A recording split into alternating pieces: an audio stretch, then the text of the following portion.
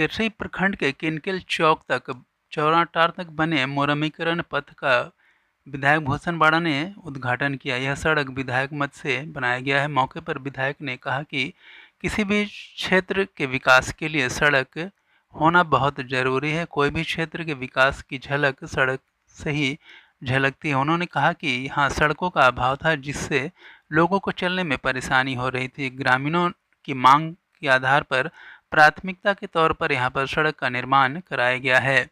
आने वाले दिनों में इस सड़क को कालीकरण भी किया जाएगा। तेली छात्रावास ढेबर ग्राम में सिमडेगा जिला पिछड़ा वर्ग संघर्ष समिति की समीक्षा बैठक विष्णु साहू की अध्यक्षता में हुई। बैठक में केंद्रीय मुख्य संरक्षक जगदीश साहू ने बताया कि बहुत जल्द केंद्रीय पिछड़ा वर्ग संघर्ष समिति के नेतृत्व में 7 जिला समिति द्वारा राजभवन के सामने धरना दिया जाएगा। साथ ही इन जिलों में सरकारी नौकरी में पिछड़े वर्ग का आरक्षण शून्य किए जाने के खिलाफ ज्ञापन दिया जाएगा, जिसकी प्रतिलिपि मुख्यमंत्री एवं संबंधित विभाग को भी दी जाएगी। 7 जिला के सभी सांसदों और विधायकों को इस धरने में शामिल होने का आग्रह किया जाएगा। जिला मुख्य संरक्षक कैलाश राम, बानो प्रखंड से प्रहलाद नाग, दिलमोहन साहू, चूड़ामणि यादव, सुनील साहू, जिला समिति के सीता देवी, इंदू देवी, प्रदीप केसरी, कुंवर गोप के अलावा अन्य लोग भी मौजूद थे।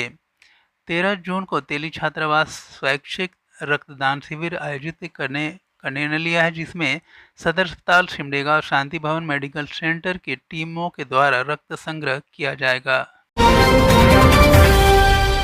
सिमडेगा आगमन पर मुस्लिम पर्सनल लॉ बोर्ड के सदस्य मौलाना अबू तालिब रहमानी ने सिमडेगा में प्रेस वार्ता कर पत्रकारों से कई विषयों पर अपनी बातों को रखा।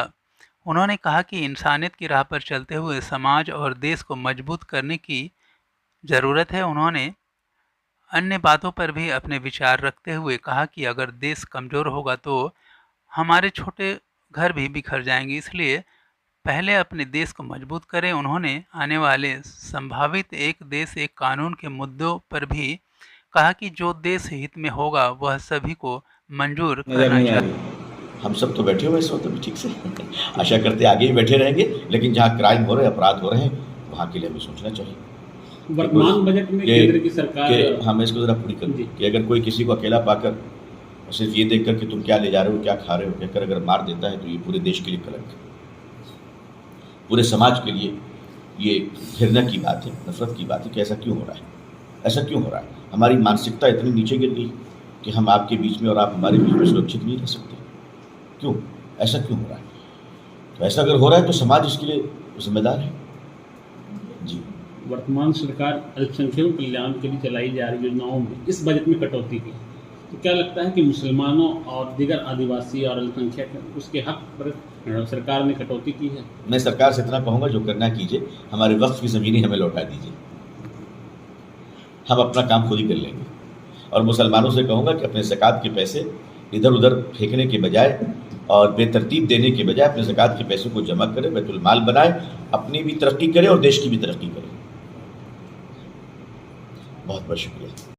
जब कोई पार्टी ज्वाइन करूँगा तब बताऊँगा, मैंने किसी पार्टी को ज्वाइन नहीं किया। लोग बोलते हैं समाज भयभीत है, देश असुरक्षित है, राहुल गांधी जाके विदेश में बोल रहे हैं, उसको आप मैं असल में किसी एक पॉलिटिकल इशूज़ पर टिप्पणी की तरफ से अभी कोई ऐसी बिल या कोई सी आर्टिकल जो है टेबल नहीं की गई है, और हमें इसमें बहुत ज़्यादा घबराने की ज़रूरत नहीं है और कोई प्रतिक्रिया भी देने की इसलिए बहुत ज़्यादा ज़रूरत नहीं है कि यूनिफॉर्म सिविल कोड का मतलब है कि एक देश एक कानून। सुनने में कितना प्यारा लग रहा है, लेकिन आप तमिलनाडु में क्या कीजिएगा, आप मणिपुर में क्या कीजिएगा, क्या वो एक कानून है?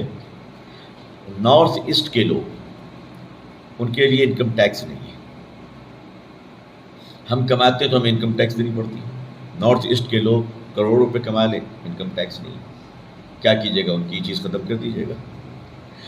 उनकी उनको जो सुरक्षा है, जैसे 370 कश्मीर में था, वैसे ही नागालैंड में है, वैसे ही मणिपुर में है, वैसे ही आसाम दूसरे नॉर्थ ईस्ट में है।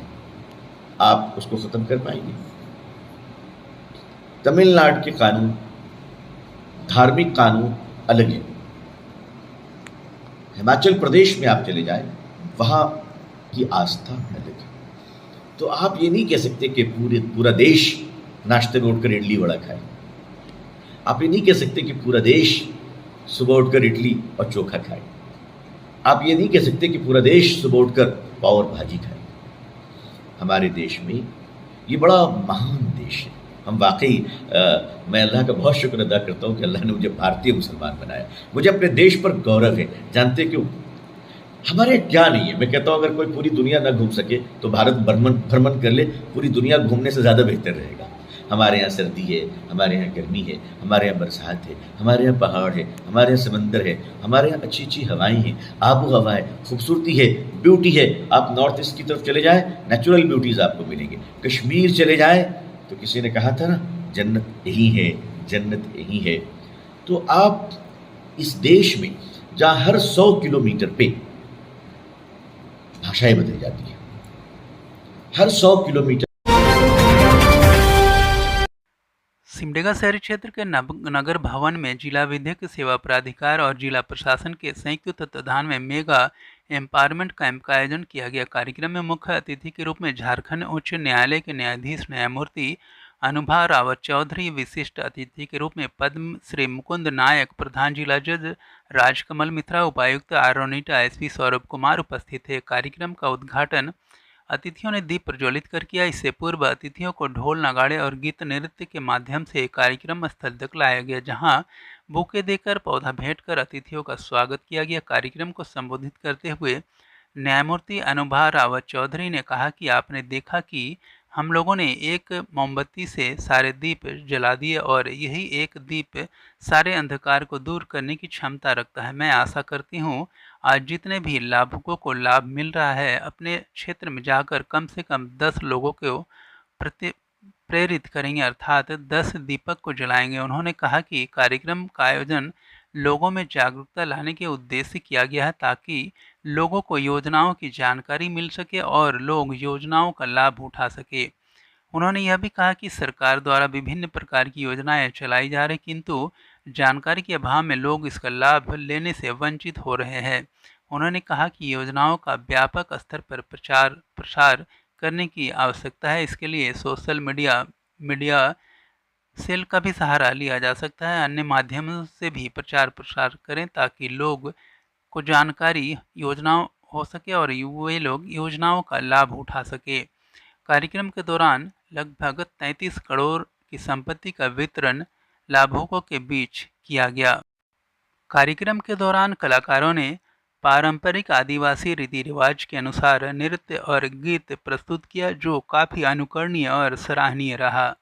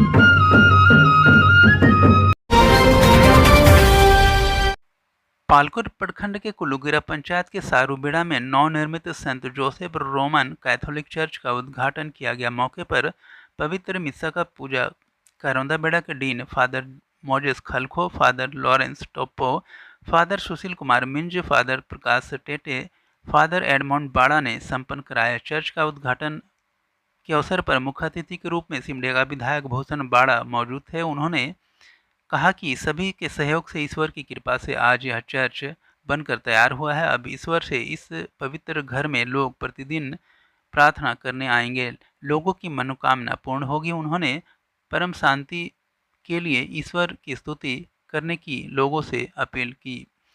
विधायक ने लोगों को एक दूसरे में प्यार बांटने का संदेश देते हुए कहा कि जीवन में कभी अमीरी गरीबी का भेदभाव न करें, सभी समुदाय ईश्वर के संतान हैं। और विधायक ने कहा कि बुराइयों से हमें दूर रहना चाहिए, जीवन में अच्छाइयों को आत्मसात करना चाहिए, बच्चे अपने से बड़ों का सम्मान करें। मौके पर सांस्कृतिक कार्यक्रम का भी आयोजन किया गया।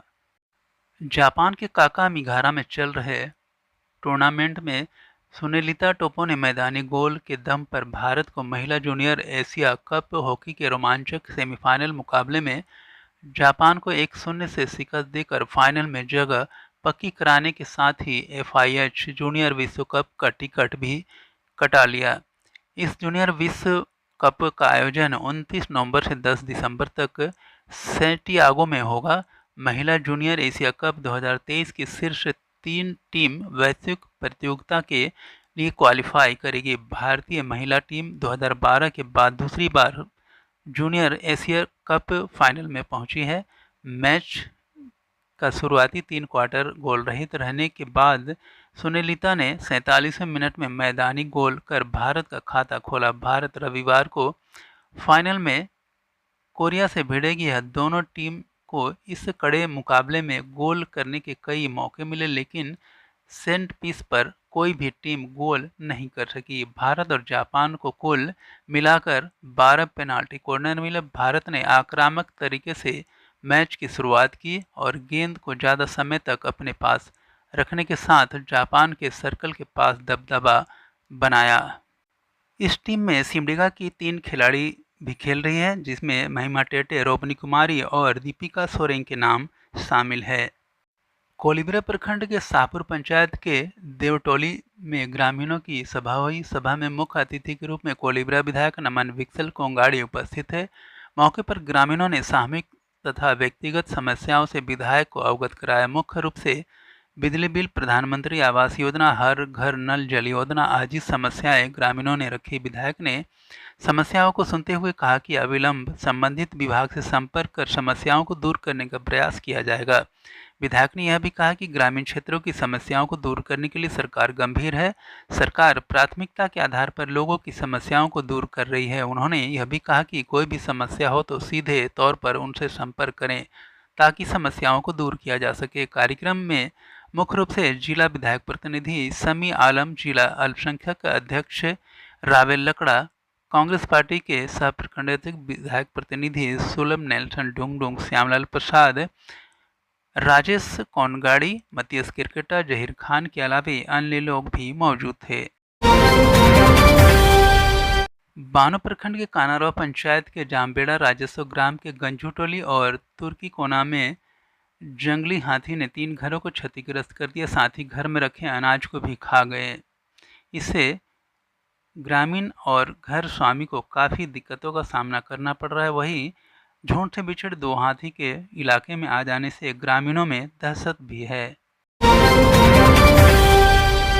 डीसी आरोनिटा ने बिल्डिंग डिवीजन के पदाधिकारी, संवेदक एवं इंजीनियर के साथ नवनिर्माण स्टोटर्फ हॉकी स्टेडियम स्थल का निरीक्षण किया। इस दौरान कैंपस में जर्जर भवनों का निरीक्षण किया। उन्होंने भवन को तत्काल तोड़ने का कार्य प्रारंभ करते हुए बारिश शुरू होने से पहले स्टेडियम निर्माण कार्य को शुरू कराने का निर्देश दिया।